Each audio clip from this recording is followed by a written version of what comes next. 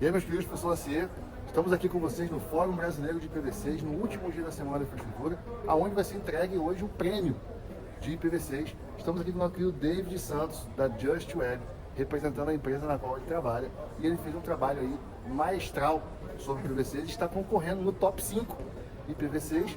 E aí vamos saber mais tarde qual que vai ser a premiação e quem são o primeiro, segundo, terceiro, quarto, quinto colocado. Mas meu amigo aqui já está dentro do top 5 nacional de IPv6. Um jovem, 20 quantos anos, David? Eu tenho 25 anos. Cara, 25 anos. O menino já trabalhando com rede, preocupado com IPv6. Quantos anos de provedor, David? Faz 7 anos que eu trabalho na Just Web. Já é bastante tempo, mas... Não, com 25 anos, 7 anos é muito tempo. Exatamente. Eu comecei lá com 17 anos, especificamente. E, cara, como é que tu foi parar no provedor de internet? E conta pro nosso pessoal aí. Então, cara, o que acontece? Eu mexo com redes já faz bastante tempo, na verdade.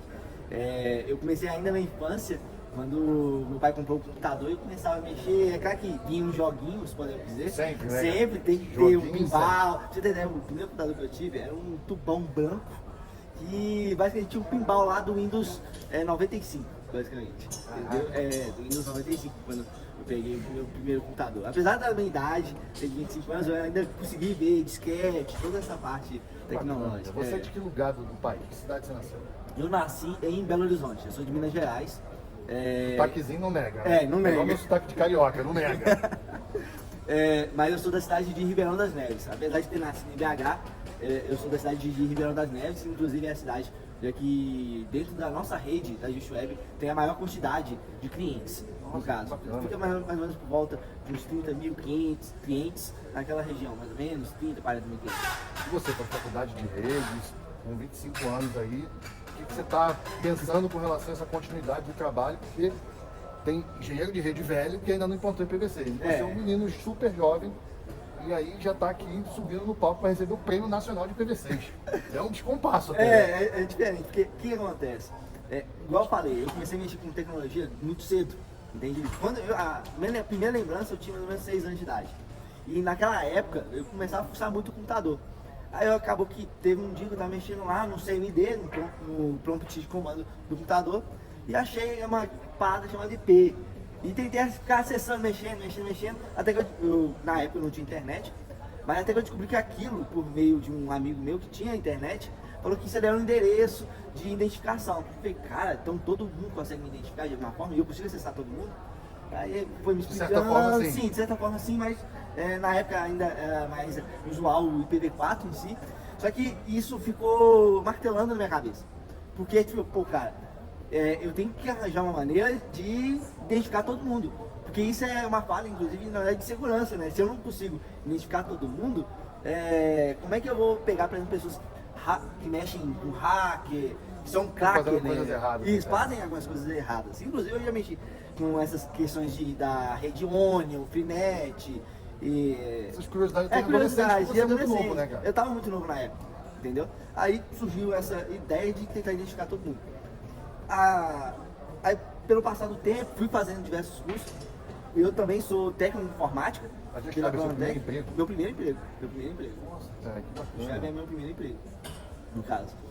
E aí foi evoluindo. Aí fui evoluindo. Aí eu entrei na faculdade, eu faço sistema de informação na PUC Minas. No caso, eu comecei na PUC Eucarístico, só que aí eu tive que mudar para São Gabriel por questão de movimentação.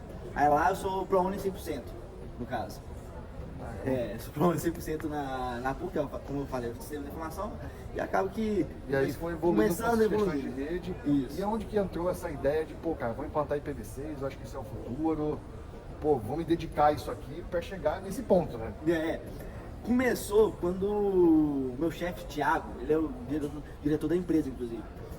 Ele comentou comigo sobre o IPv6 que ele estava querendo implementar na Microtik. Na época a gente só utilizava rádio praticamente, a gente tinha uma rede ou outra ali de fibra ótica, mas ele comentou sobre a atualização da Microtik, que eles estavam querendo implementar o IPv6, estava Microtik, para a galera que nos assiste, embora seja um segmento, é um fabricante de roteador. Exatamente, é um fabricante Assim como o de roteador. Cisco, Juniper, Huawei, que é o equipamento que faz a internet funcionar ali dentro do provedor. Exatamente. E já tinha suporte IPv6 e falou, cara, vamos entender o que é isso aqui. Isso. Aí, nessa época, nenhum cliente nosso tinha IPv6, a princípio. Aí, eu, junto com o Thiago, a gente começou a visualizar essa preocupação com o IPv6 em si, que pô, se a tendência é tentar identificar todo mundo e que todo mundo possa ter um IP público no futuro, inclusive, na verdade, é um dos problemas, por exemplo, da rede NAT, que é uma forma de traduzir o IPv4 privado para um montão de gente ali interno com o IP público. Entende? Isso é o NAT, basicamente. E a gente viu essa preocupação, porque o NAT em si, podemos dizer, né, que é uma gambiarra que o pessoal fez. É um ajuste globalizado. Globalizado. Todo mundo usa. A gente viu essa preocupação e falou, vamos implementar.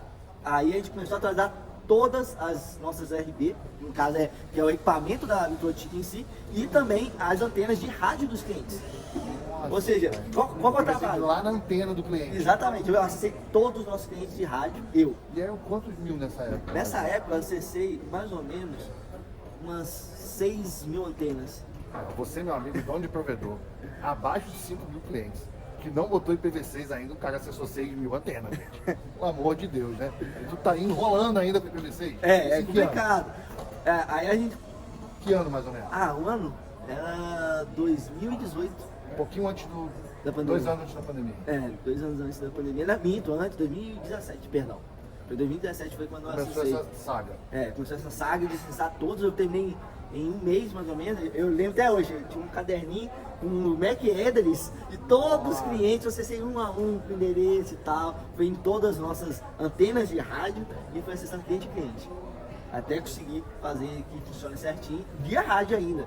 Entende? Aí, de 2017 para 2018, a gente teve meio que um boom na nossa rede, que é um crescimento, começou a vir, e acabou que a gente começou a implementar muito rede fibra ótica. Só que, como a gente já tinha uma preocupação com o rádio, então a gente continuou implementando com os equipamentos. A rede ótica já nasceu quase que V6. Sim. A gente tinha essa preocupação de V6 no rádio, só seguiu ela na fibra. Exatamente. Na empresa, tem um outro trabalho que eu também faço, porque lá eu sou como... na carteira de administrador de rede, mas faço trabalho de um monte de coisa. A gente chama carinhosamente de Severino. Severino, entendeu? Faz de tudo. Tem catalisador de problema. Tem um problema, joga aqui que eu resolvo pra frente. Exatamente. Aí eu também faço a homologação dos equipamentos, entendeu? Legal. Aí... Pode falar isso. Isso é uma coisa que falta nos nossos amigos provedores. Alguém especializado. Porque, pensa assim, hoje a gente tem uma série de equipamentos. Sim. Um monte de modelo de ONU, um monte de modelo de OLT, placa, chassi e tal, firmware diferentes. Tem firmware que o V6 é o demônio. Sim, com certeza. O problema do V6 não, é do firmware, né? Já está em evolução, o fabricante já está mexendo.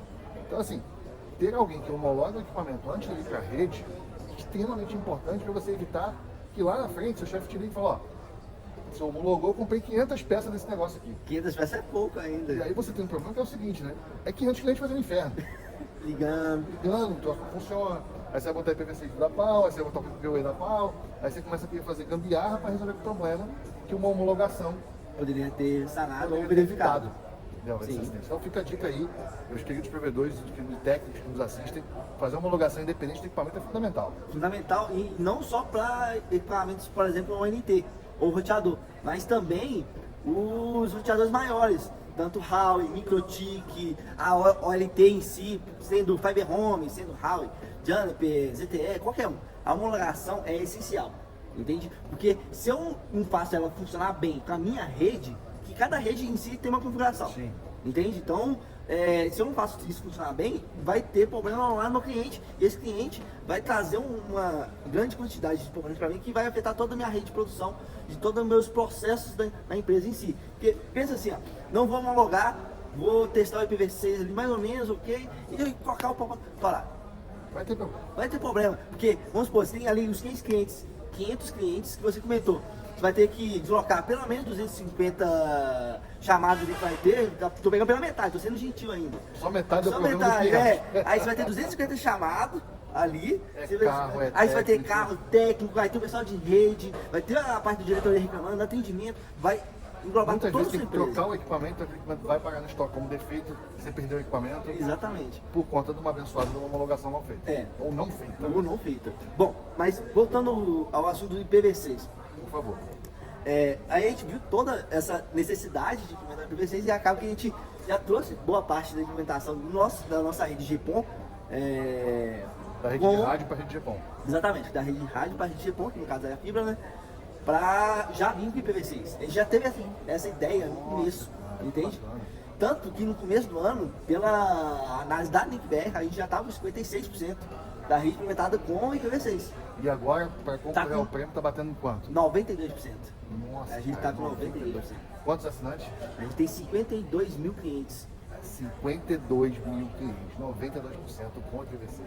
E provavelmente daqui até janeiro, fevereiro, já fecha o leque dos outros 8% que faltam. A ideia é essa, né? A gente sabe que tem aquela dificuldade. Porque às vezes. Para muito legado, uma coisa que está mais distante. Isso, às vezes o cliente realmente não quer trocar aquele equipamento e a gente, como provedor, tem que respeitar a vontade do cliente. Entende? Então a gente. O cliente é soberano. Soberano, ele. Não vou dizer que ele tem sempre a razão, mas a gente tenta sempre explicar e entender realmente a necessidade dele. Entende? E uma observação que eu acho engraçada, pelo menos eu levo isso pra mim, viu, gente? É eu tentar realmente entender a necessidade do cliente. E isso a nível de tecnologia também, viu? Porque o que acontece? Para a nossa rede, a gente tenta implementar várias questões de segurança, principalmente. Tanto que a gente tem uma consultoria com a VLSM, que é sobre questões de cibersegurança, essas implementações. Você acha importante ter uma ajuda externa, alguém que está só fazendo isso? Você, como falou, faz 250 mil coisas. Nosso querido internauta que nos assiste também faz 250 mil coisas. E a pessoa fala assim, mas será que eu preciso ter uma consultoria externa? Tal? O que você acha de ter uma consultoria externa? Cara, pra mim isso é essencial. Porque você desafoga, na verdade, certos processos que você tem internamente ali. Porque você em si, a própria pessoa que está nos assistindo, como você falou, faz muita coisa. E você ter uma ajuda externa a isso, para que possa te ajudar, possa te auxiliar nisso, é essencial. E não só isso, né? Vocês também têm um excelente trabalho para trazer novas tecnologias. Eu vou te falar uma coisa que é mega interessante que eu estou implementando lá na rede, que é um plano de catástrofe de algum tipo de acontecimento. E o que isso leva pra gente? Que se acontecer alguma coisa, eu não vou precisar da diretoria, não vou precisar de técnico, não vou precisar de ninguém. Vou ter um manual e o pessoal é só chegar e fazer, não precisa de mim. Entende? A gente está implementando isso, que é uma framework que chama CSWP, que é da ANIST. A ANIST é um órgão, não um órgão regulamentador, mas é um órgão que representa a cibersegurança nos Estados Unidos e que eles buscam recomendam isso. Aí a gente está tentando implementar e vem junto, principal ideia do IPv6. Porque se eu consigo identificar meu cliente e tratar ele de uma melhor forma, o IPv6 vem em conjunto, vem trabalhando nisso para que eu possa identificar o cliente, tratar e informar, não só informar, mas também gerar uma rede limpa para ele, entende? É porque o IPv6, para quem ainda tem alguma dúvida, está aqui, nosso querido Davi, né, trabalhando com o provedor 24/7, entre os top 5 nacional, talvez seja o primeiro colocado na linha provedores de internet. Então assim, cyberataque em V4 e em V6. Tem uma discrepância monstra. Né? Sim. V6 praticamente não tem ataque e V4 é pancado o dia inteiro. E o que acontece? V4 em si é uma rede que já é distribuída há muito tempo. Então, logicamente, as pessoas conseguem entender as falhas que tem no IPv4. Entende? Ou seja, você tem um histórico de acontecimentos e possíveis para falhas ali. Já tem várias brechas. Exatamente. Entende? O IPv6 ele é novo e tem certas implementações que já protege contra as falhas do IPv4. E isso é interessante porque eu entendo a necessidade do IPv4, eu entendo como que ele funciona, todo o nosso cabeçalho em si, e com base nisso eu gero o IPv6. Que eu trato essas falhas, faço o entendimento e implemento ele de uma melhor forma possível na nossa rede. Entende? Agora, então, é difícil você ter esses problemas, entendeu? Por exemplo, no DDoS é complicado fazer isso. Sim, o protocolo mais novo vem mais arrojado agora. Saindo um pouco da área técnica, porque o nosso querido provedor é muito viciado na área técnica, né, cara?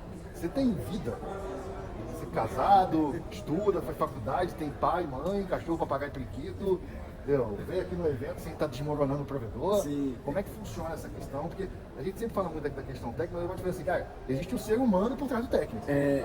Eu sou noivo, na verdade, com minha queridíssima Marcine. Ela é uma amor da vida, e inclusive eu falo que um bom TI tem que ter. Moleque solteiro faz merda. Exatamente, moleque solteiro faz merda. Eu sou dessa política também, né? A gente tem que ter Inclusive, nerd tem um belo problema de não conseguir se vestir muito bem.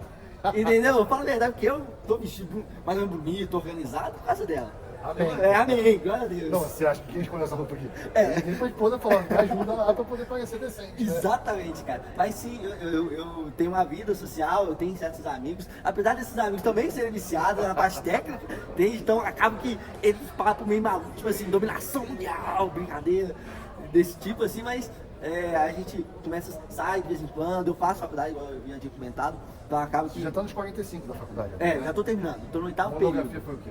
Minha monografia foi a utilização do algoritmo Randall Forest, que é um algoritmo de machine learning, que é aprendizagem de máquina, inteligência artificial, para detecção de ataque UDP, para detecção de DDoS na inundação de UDP. 25 anos. Eu com 25 anos não tinha essa cabeça nunca na minha vida. O cara preocupado com conversava, IA, Marcelo, com a machine learning. Sério, cara. Eu com 25 anos era uma meba. Que isso, olha, assim Caraca. sem graça. Não, cara. Mas vamos lá. Próximos passos aí que você enxerga para a rede de vocês, trabalhos que vocês vêm pensando, por exemplo, testar essa monografia dentro da operação. O que você tem enxergado aí para a gente deixar de dica para o pessoal que nos assiste? Cara, primeira coisa que na verdade vocês têm que implementar é um processo para a implementação do PVC. Por que disso? Porque eu tenho meus clientes, eu tenho certos problemas que acontecem com meus clientes. Por exemplo, VPN, eu tenho liberação de câmera, todo um contexto de liberação de portas, que se você criar um direcionamento de processo relacionado ao IPv6, você consegue sanar boa parte desses problemas. Inclusive, um dos problemas que geralmente ocorre nas provedoras de internet com os clientes é justamente essa liberação de portas, porque você passa por um tipo de tecnologia que chama CGNAT, que é esse NAT que eu comentei anteriormente, vai fazer a tradução do IP privado para o público e Mais uma acaba tendo um segunda camada de problema. NAT. Você tem um problema ali, entende? Que é justamente essa parte de porta que certos serviços não conseguem funcionar bem. Depois dos processos, o que tem que fazer? Fazer que sua rede tenha pelo menos um tráfego bom em relação ao IPv6. E isso também fala em relação a CDN. Contratar CDNs que tenha o IPv6 implementado. Por exemplo, a Google já tem, Facebook já tem. Esses grandes CDNs têm que vir em conjunto ao IPv6. Porque, inclusive, Aumenta seu tráfego de aumenta seu tráfego V6 e faz todo o direcionamento. Entende? Implementar também o DNS IPv6.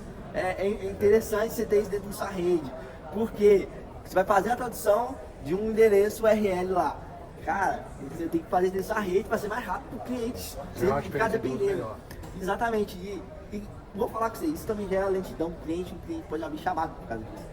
Porque Entende? o DNS está muito distante ou está muito congestionado e o teu DNS você tem controle, né? Exatamente. O nível de congestionamento, essa questão do DNS de fato, não só para o IPv6, mas desde a época do V4 é muito importante. O pessoal ficou viciado no 8.8.8. Não, faz Mas isso. é importante ter essa infraestrutura pessoal. E chamar sim, assim, eu falo até mais, na verdade. Essa infraestrutura que você chama de pessoal, na verdade chega a ser melhor que o 8.8. Porque a latência dela é menor. Ela consulta os maiores servidores do mundo de DNS. E como ela consulta esses maiores servidores, que são servidores A, né, na verdade, eles trazem essa informação para você e você registra essas informações para dentro da sua rede e acaba diminuindo a latência, tráfego, todas essas questões melhoram para o cliente, entende? Isso, ou seja, o passo do DNS para IPv6 também é essencial.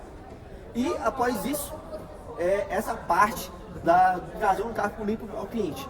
Porque como a rede mundial em si está tendendo a ter certos problemas de segurança, principalmente relacionados ao IPv4, você tem que tratar isso e tentar fazer essas informações sejam o máximo limpo possíveis. Para que não afete o cliente. Inclusive, a minha monografia nem é para detecção só de DDoS, na verdade de manter o dado benigno, que no caso seria do tráfego normal do cliente. Ou seja, eu tenho que identificar aquele tráfego normal do cliente e fazer que ele continue passando, apesar de eu ter certos problemas na rede, ou ter um ataque de DDoS ou algo assim. Entende? Garantir que a experiência de cliente Continue. Porque as pessoas focam muito no problema e esquece que o cliente ainda existe. Entende? E o cliente existindo aqui, cara, pô, você tem que manter ele. Manter, afinal de contas, ele tá pagando a conta. Exatamente, essa que é a Ele é o questão. verdadeiro chefe. Ele é o verdadeiro chefe. Então, o foco seria tudo relacionado ao cliente e à própria experiência do cliente na rede. Entende? O cliente tem que ter essa necessidade de uma experiência boa. Entende? Inclusive, a NIC BR traz essas recomendações, esses padrões de implementação de rede, todos esses contextos. As boas práticas operacionais. Né? Exatamente. É só você chegar e entrar num site que eles têm todo um curso, tem toda uma documentação excelente. E se tiver dúvida, mesmo assim, tu vai no YouTube. Vai no fórum, tem os amigos, né? Exatamente. Vai Liga o professor Lacier.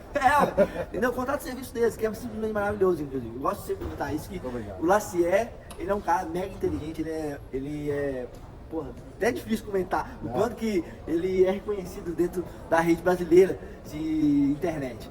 Mas, Glacier, eu digo, você é muito top, cara. Obrigado, eu te agradeço.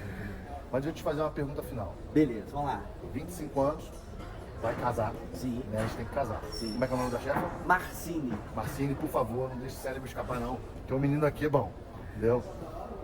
Como é que você enxerga os próximos passos com relação, principalmente, a essa guerra de banda, o pessoal entregando um cada vez maiores, daqui a pouco ele entregando um giga na casa do cliente, a gente vai fazer o quê? Na sua perspectiva, o que a gente tem de melhoria para levar para o assinante, além de só banda, o que você tem visto aí? Cara, isso é até uma pergunta meio difícil, pra falar a Pra verdade. todo mundo. É porque... Quase o ovo de Colombo. Sim, é porque a banda não vai ser mais essencial, entende? Tipo assim, a gente vai ter um número de tráfego gigantesco. Pra você ter ideia, eles estão testando certas transmissões de rede que chega a vir de terabytes. Então, pô, terabytes de informação, um computador normal nem consegue processar isso por segundo, pra falar a verdade. Entende? Então, o foco da banda tem que ir embora. A banda todo mundo tem e a gente pode dizer que vem de certos lugares bem parecidos, não vou falar iguais, mas bem parecidos. Exatamente. Então, o foco, novamente, é na experiência do cliente com a sua internet. Por exemplo, rede mesh. Isso que eu ia falar, rede mesh, que é a rede com uma inteligência artificial para o cliente, trazer certas informações de IoT para o cliente, que é essa parte de redes conectadas via, por exemplo, a própria tomada do cliente está conectada na internet. Isso é algo essencial. Ou seja, trazer todo um contexto de conexão para o próprio cliente. Entende? A guerra de banda, na verdade, eu diria que nem seria essa o nome, seria a guerra da experiência do cliente. Acho que, vou falar que assim, a gente nem conversou sobre isso. Cara, eu concordo 100% com isso. A guerra é a experiência do cliente. E pra mim, estando aqui para os nossos queridos internautas, ela começa na área de cobertura Wi-Fi dentro da casa do cliente. Exatamente. Né? Inclusive a gente sempre tenta trazer um ponto a mais de rede mesh na casa do cliente. Entendeu? Legal, sempre mais de um ponto. Sempre mais de um ponto para que a gente chegue. Não, é claro que depende do plano do cliente. Não. O cliente mora numa casa também de 34 metros quadrados, como a gente vê aqui em São Paulo, não adianta você botar dois Wi-Fi ali dentro. Agora, e o cara tem um plano lá muito baratinho também.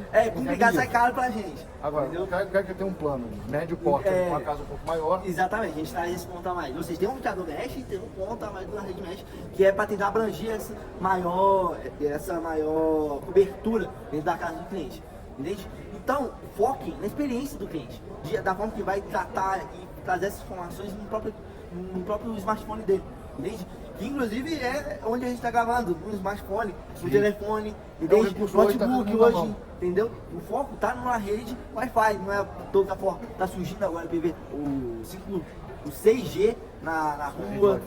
Não, 6G banda normal. 6G já tem na banda Wi-Fi, beleza, mas também na rua, para tentar trazer essa conexão ao cliente. E, novamente, essa experiência aumentar o mais possível e também trazer recursos além do Wi-Fi.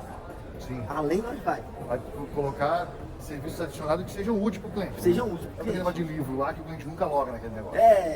Por exemplo, filmes, SVN é complicado, que é só um SVN ali que vai ser SVA vai servir para o cliente para acessar, mas eu falo literalmente de uso para o cliente. Entende? Eu diria que a gente teria que ir para essa direção. Alguma inteligência, por exemplo, que não é o tipo de desliga o ar-condicionado de forma automática para economizar energia elétrica, alguma coisa. Eu vi esses dias um módulo de controle para quem mora em sítio de caixa d'água, porque o pessoal estava detectando que a caixa d'água ficava vazando muita água. Então, entender também que cada perfil de cliente tem uma particularidade. A gente está indo agora na camada na qual eu vou me incluir daqui a alguns anos, poucos anos inclusive, que é a terceira idade. Né? Então, o novo idoso. A gente tem uma geração de idosos agora que não foi informatizado, tem um grau de dificuldade maior. Mas você vai ter um novo idoso aí, que é o cara que ajudou a informatizar. Sim. Então ele quer a casa conectada, ele vai ter um pouco mais de tempo, ele quer uma experiência de uso melhor, ele quer conectar uma Alexa ou alguma coisa semelhante a isso. Essa experiência de uso eu acho que ela é fundamental, atrelada a essa área de cobertura, que é a infraestrutura mínima para o cara começar a informatizar esse problema. Sim, exatamente. E uma observação que você disse, que esse idoso vai vir com um contexto bem conectado, com uma informação que nos ajudou a implementar. eu diria para pessoas novas, pessoas desenvolvedoras novas também, investem em conhecimento. Conhecimento é essencial. Se você conhece, tenta estudar o máximo possível a sua rede, é extremamente necessário para que você possa se comunicar bem com essas pessoas que também entendem bem. Vou te falar, esses dias atrás eu liguei num cliente, porque o cliente estava com certos problemas técnicos na casa dele, que um atendimento normal não poderia conseguir conversar com o cliente da melhor forma. Porque ele, inclusive, ele fazia ciência da computação, cara. Ele trabalhava em casa com uma rede multinacional lá dele e ele conhecia de rede, entende? Então o cara tinha um conhecimento. E o que eu fiz de diferente para esse cliente, em vez de tratar só com ele, eu liguei na empresa onde ele trabalha. E qual foi a diferença disso? Que eu consegui tratar com a empresa onde ele trabalha uma implementação de PV6, para que rode o VPN deles. Aí eu expliquei eles como poderia ser e tudo mais. Acaba que eu dei um adicional pro cliente que ele não entrar em contato com a empresa onde ele trabalha, e sim eu entrar em contato com a empresa onde ele trabalha para que possa dar o problema dele. E, ou seja, ele não gastou o próprio tempo. Teve experiência novamente. Um conjunto de implementação de PV6 com a experiência do cliente. Olha, você imagina que um cliente desse, ele conta essa experiência para outros clientes, para outros amigos. Fala, não, cara, contrato com a da Deixuer por quê? Pô, eu tive um problema, o cara se disponibilizou a ligar lá na minha empresa para poder me ajudar a resolver. Cara, essa experiência, esse relato de experiência do cliente fecha aqui. Davi, muito obrigado. Fechou, meu amigo. Cara, sucesso lá. Nos top 5 já é seu. Top! Entendeu? Vamos aí. Depois eu volto para poder falar pro pessoal qual foi a posição que o nosso querido Davi ficou. Tamo junto, pessoal. Um grande abraço. Até a próxima.